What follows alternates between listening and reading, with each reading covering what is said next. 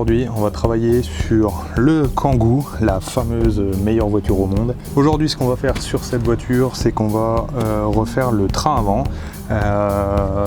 Le propriétaire m'a dit qu'il y avait un problème, il sentait que c'était un peu tout mou, il voulait refaire son train avant.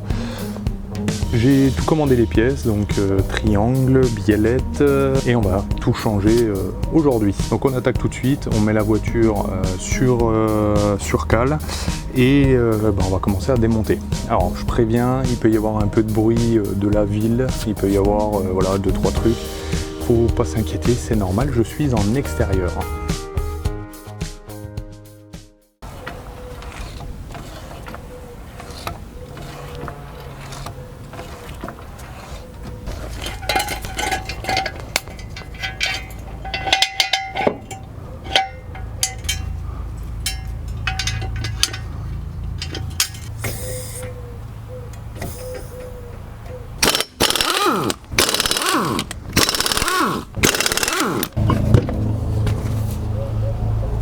Bon, on voit que le pneu en extérieur est bon, mais regardez l'intérieur, complètement lisse. Donc ça, je pense que ça vient bien de son train avant, alors que je dise qu'il faut qu'il change ses pneus. Maintenant, on va enlever le triangle. Alors pour enlever le triangle, c'est assez simple, on enlève la vis qui est là, enfin, l'écrou avec la vis derrière. Ça va nous permettre d'enlever la rotule. Ensuite, on va avoir les deux autres bras du triangle, donc il y en a un là et un derrière le cardan de l'autre côté.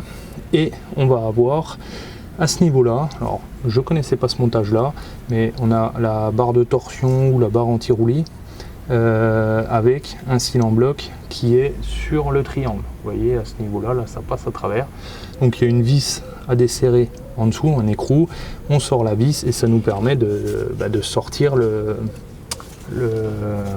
cil en bloc qui est là. Donc ça va être assez simple, c'est vraiment que de la boulonnerie, c'est vraiment pas dur.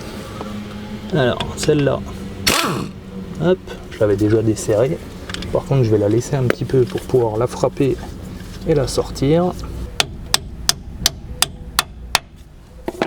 Un petit chasse-goupille pour sortir la vis.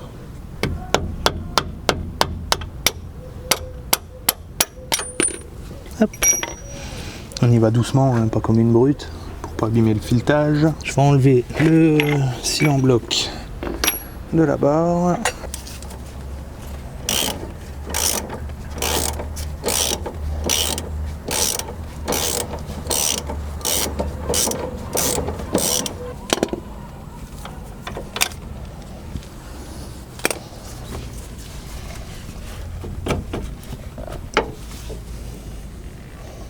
Le caoutchouc du dessous du cil en bloc. Non mais sur ce cil en bloc, donc on a une grande vis qui va au-dessus avec un petit caoutchouc. On a un caoutchouc central et ça sort. On a encore donc là la biellette de barstab, l'autre caoutchouc et on a la vis qui vient derrière.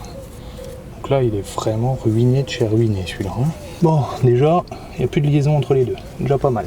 Donc là ce que je vais faire, je vais desserrer celle du fond. Ça c'est serré très très fort bien sûr. Avec un tube ça va beaucoup plus facilement là.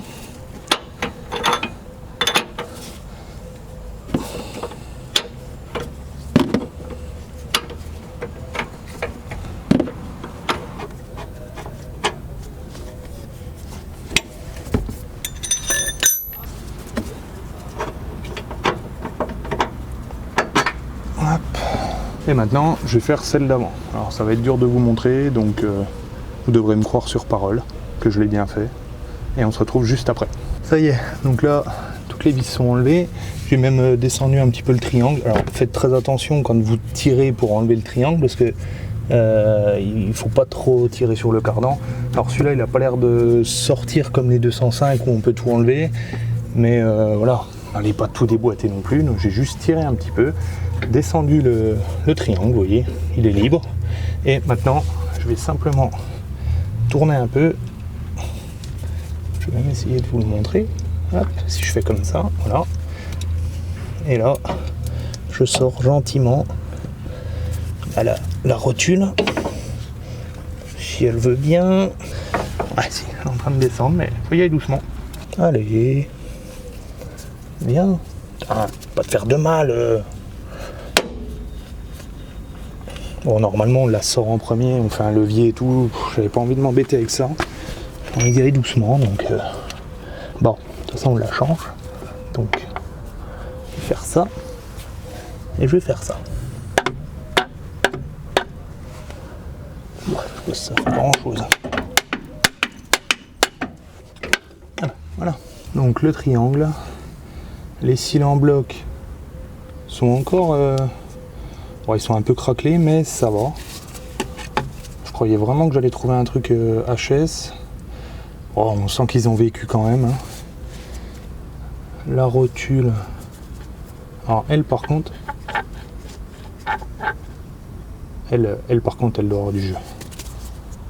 Ah ouais. Elle... ouf. Ouh, ça bouge sévère là-dedans. Et puis quand on la tourne... Je pense que vous entendez... Ah, ça râpe là-dedans. Ouais, bon, elle...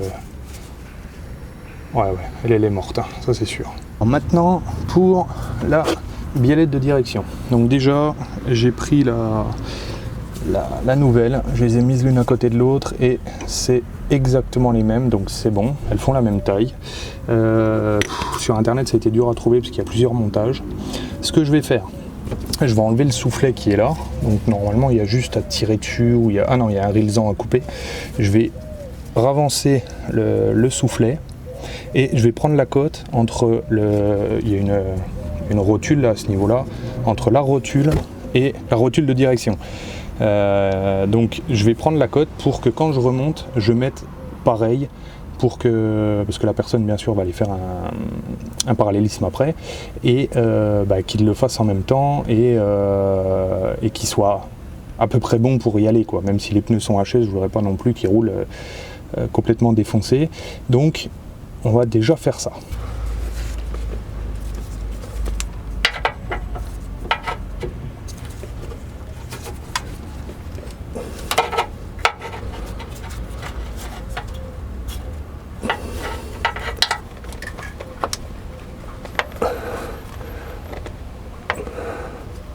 Alors là, on est vraiment sur de la cote approximative, hein. C'est pas non plus... on n'est pas au millimètre, hein. Là, je suis à 23 cm. Bon, je me suis fait avoir par contre parce que j'ai pas desserré le contre-écrou qui est là. Donc là, je vais m'amuser. Parce que bien sûr, quand elle est montée, c'est quand même un peu plus simple. Ça doit être du 21. Donc ce que je vais faire, pour que ce soit plus simple, je vais remettre un petit peu la biellette dedans. Alors là, j'ai plus d'air comprimé par contre.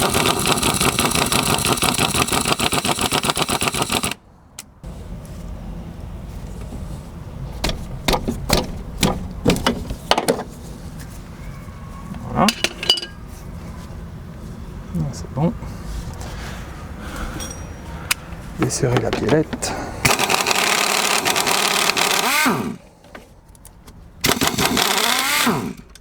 Oui, je sais, j'ai plus d'air comprimé. Allez.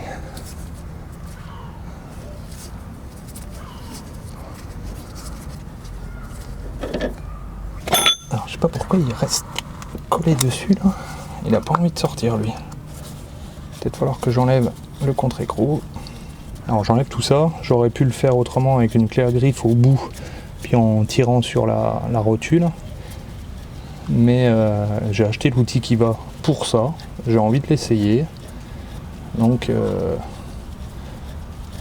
on va voir ce que ça donne. Et j'ai envie de le faire propre.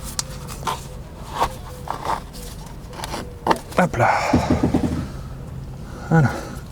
Donc le soufflet était en super bon état par contre. Alors j'en ai recommandé un, j'espère que c'est le bon. Donc celui-là je vais essayer de pas trop le flinguer non plus, si toutefois j'en ai besoin. Et là on va essayer de desserrer ça avec l'outil. Ce bel outil qui se compose donc d'embouts qui sont là. On vient mettre ça dans la rotule. On a 3 petits ergots qui sont sur les côtés. Et quand on tourne, en fait les ergots viennent se serrer, un peu comme un centrifuge si on veut, viennent se serrer sur la rotule et nous font arrive à nous garder une pression pour pouvoir desserrer. En plus, on a une rallonge qui est là.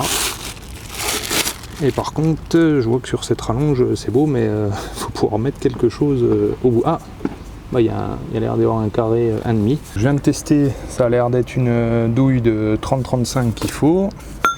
Je vais mettre dedans, hop, la rallonge. Je fais glisser la douille à travers la rotule. Je tourne et là, hop, là elle est bloquée là. Ensuite, je vais pouvoir mettre le cliquet dedans avec une rallonge. Voilà. Et là, voilà, je crois que c'est serré quand même assez fort. Ah. Bon, ça a l'air d'être venu. Oui. Hop. Les vis qui font 3 mètres. Hop. Et voilà. Donc, voilà, la rotule là, elle est en bon état, un peu molle, mais il n'y a pas de jeu dedans. Alors au bout, il y a un petit plastique que je vais laisser dessus parce que de toute façon, il faudra le remettre. Hein. Donc là, cet outil, ce que je peux dire, c'est que c'est vraiment de la balle. Parce que souvent, on galère à aller les chercher à la clé à griffe ou quoi. Bon, ça vaut 50 €. Mais là, j'ai en tout 4 biellettes à faire. Bah, je crois que je vais gagner mon temps. Donc, génial. La nouvelle, est-ce qu'elles sont pareilles? La tête, c'est bon. Là, c'est bon. Et en longueur... Alors, si je la mets bien au bord... Alors, la rotule a l'air à peine plus petite, mais la longueur, c'est la même. Même longueur de pas de vis. Bon, bah, tout est bon. Alors, on enlève le petit cache qui est dessus. Je pense que c'est pour pas abîmer le filetage, parce que c'est des pas fins. On met ça dedans. Alors, il y a déjà de la graisse sur la rotule, donc ça sert à rien d'en remettre. Hop. On met ça à travers.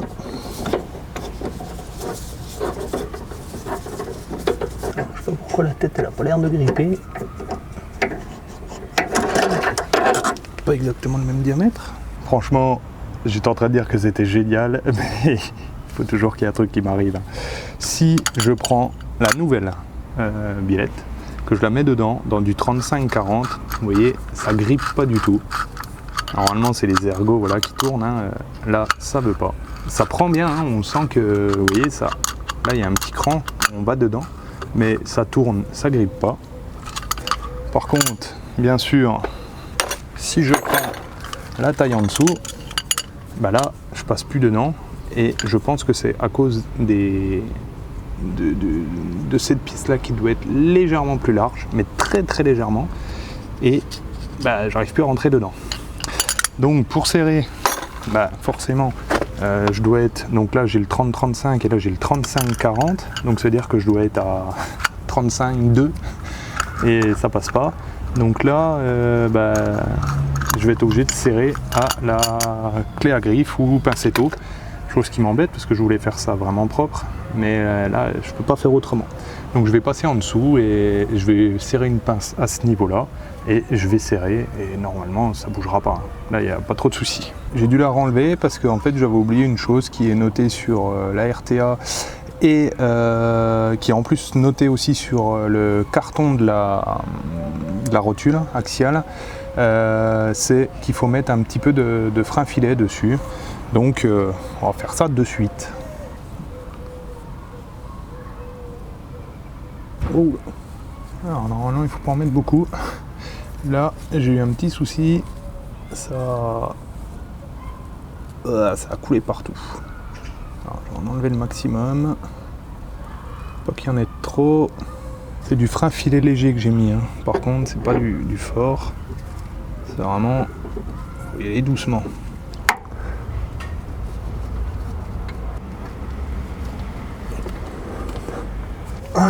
Voilà. Je crois que c'est le feu bas, il y a un problème. Hein. Elle est bien serrée, de toute façon on sent que à la fin, on a beau y aller, on sent qu'on est vraiment embuté et on peut pas aller plus loin. Donc nickel, en plus il y a du frein filet, donc ça se desserrera pas.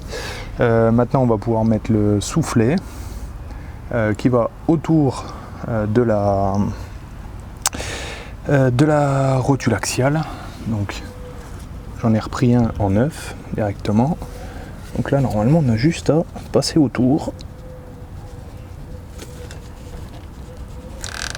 Hop. Voilà. Ça c'est bon.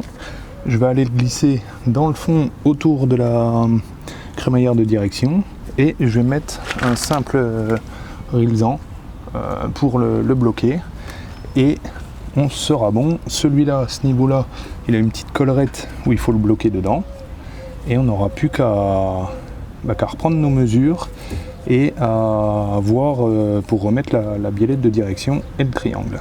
Là, je pense que vous n'allez pas voir grand chose, donc on se retrouve quand j'ai fini ça. On avait pris la cote, si vous vous souvenez bien, on l'avait pris depuis le début de la rotule jusque là, mais en fait la rotule était légèrement plus grosse, donc ça va pas marcher. Donc par contre, la longueur totale était la même. Ce que je vais faire, comme on a dit que c'était que de l'à peu près, en fait je vais prendre cette cote qui est là, sur la mienne là, et je vais la mettre sur celle-là pour pouvoir serrer ma biellette au même endroit. Alors l'écrou frein qui est là était à 4,2 mm. Donc je vais mettre celui-là là. Et je vais le serrer pour qu'il y ait 4,2. Je vais mettre ma biellette contre. Et comme je vous l'ai dit, ce sera de l'à peu près parce que comme j'ai demandé au propriétaire, il va aller faire le parallélisme juste après. J'avais dit derrière, voilà, là il y a 4,2. Passer un coup de chance ou quoi, mais il y a 4,2. Donc on la met là. Donc là j'ai 20 tours à peu près. Je vais juste la redesserrer un peu pour refaire un. Voilà. Bon, voilà, on est pas mal.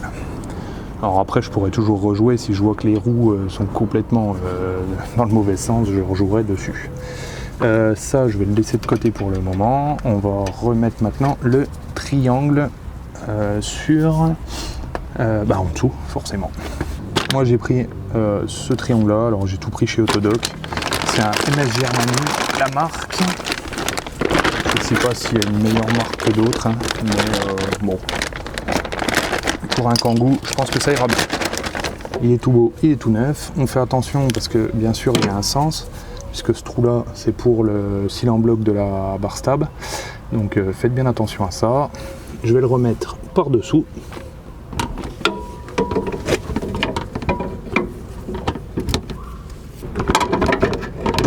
Oh, je me laisse emmerder là.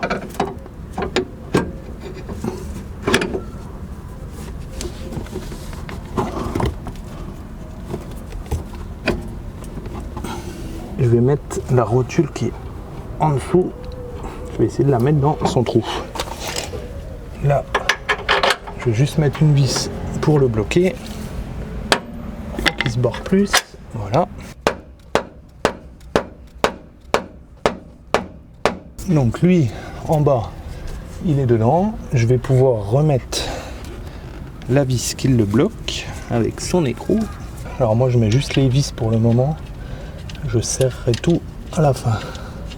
Et on va remettre la vis du fond. Maintenant, il ne reste plus qu'à tout serrer. Je vais pouvoir, la biellette, je vais la laisser là pour le moment. Je vais remettre ma vis qui va au fond, enfin mon écrou. On va changer le cylindre bloc. Si vous vous rappelez, avant il ressemblait à ça. Maintenant, le neuf qui est tombé, c'est ça. Donc on a le triangle qui est là. On met cette partie là au-dessus, ça va entre la barre stab et le triangle, et en dessous on a ceci.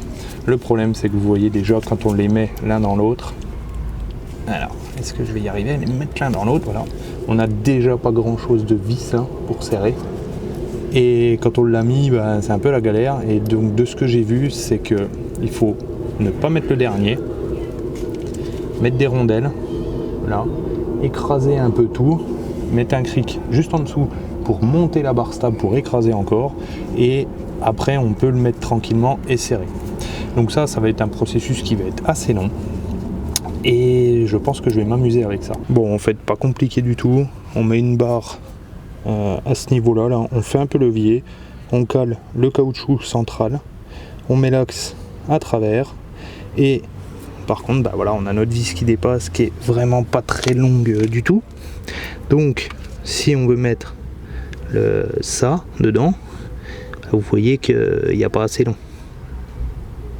Ça, c'est dû en fait à la vis qui est au-dessus, là, qui n'est pas bien plaquée. Donc, ce que je fais, je vais prendre des rondelles qui sont juste là. Je vais les mettre à la place, je vais serrer, je vais mettre un cric juste en dessous de la barre de torsion par là, et je vais essayer d'écraser tout ça. On va voir ce que ça donne, et puis si ça marche pas, il faudra trouver une autre solution.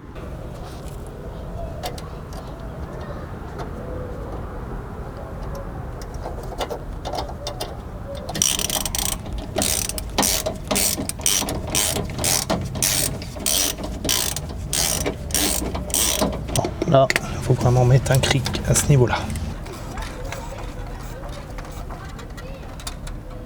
Voilà, oh oui. En fait, il n'y a pas besoin peut-être de resserrer un coup, juste de mettre le cric dessus, ça le verrouillerait, je pense. Hop. Et ben c'est parfait ça.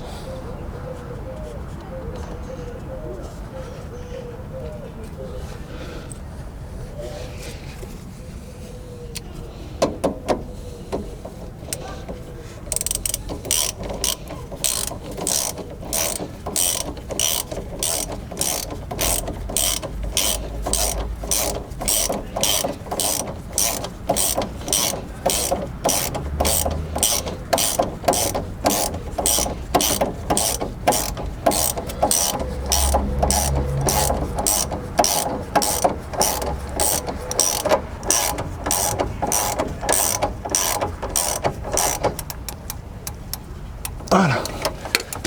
Alors on croirait que c'est un peu limite, mais en fait c'est fait pour, hein, le bourrelet, tout ça là. Ouais, c'est Renault, hein, on va dire. Que ça c'est fait, et ben je peux vous dire que déjà c'est une belle chose de faite. On va pouvoir remettre la biellette de direction. Hop, on enlève la vis, on enlève le capuchon, et on va pouvoir la mettre dedans.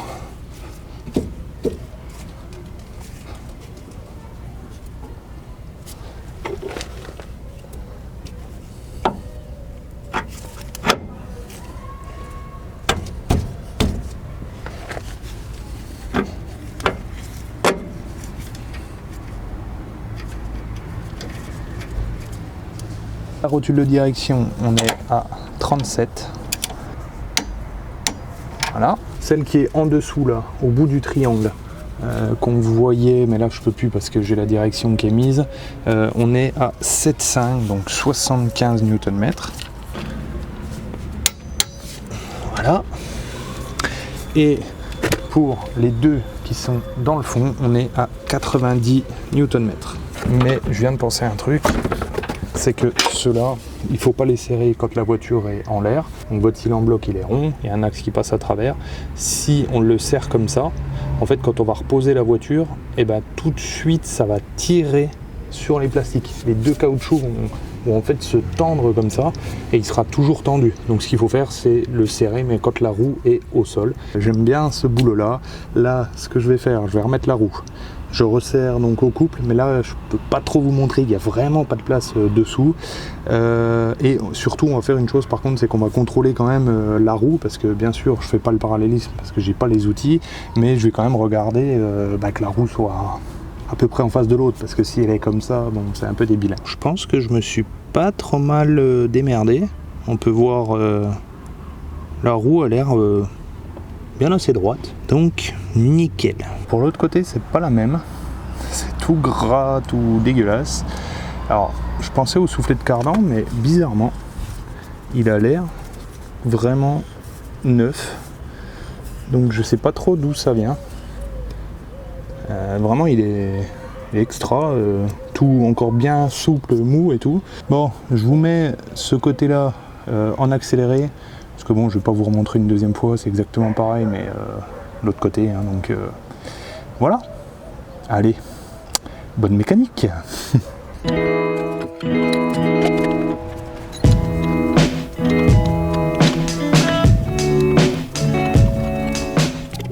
Je viens de trouver un truc, je pense que ça va vous faire un petit peu rire.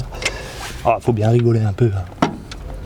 Alors déjà, faut que je fasse comme tout à l'heure, que j'arrive à sortir ce satané triangle. Voilà. Donc le propriétaire me disait qu'il y avait un jeu dans la direction, mais j'avais rien trouvé d'anormal. Jusqu'à ce que ça danse la carioca. Il y a tout qui est desserré là-dedans en fait. Donc la roue elle faisait ça tout le temps. Voilà. Et je me disais quand je l'avais essayé que quand on le sent au freinage, la roue elle bloque puis hop elle recule un peu en arrière comme ça. Elle fait un peu ça. Et bon maintenant je sais pourquoi. Bon, je vous ai pas tout mis parce que bon, un peu long tout ça. Assez sympa quand même de trouver ça. Et au moins j'ai trouvé la cause. Je suis content. Donc maintenant je remets tout à neuf et on se retrouve à la fin du remontage. On va parler un peu de ça. On est à peu près 2 à 3 semaines après avoir fait le train avant du Kangoo. Alors, j'ai testé le Kangoo juste après.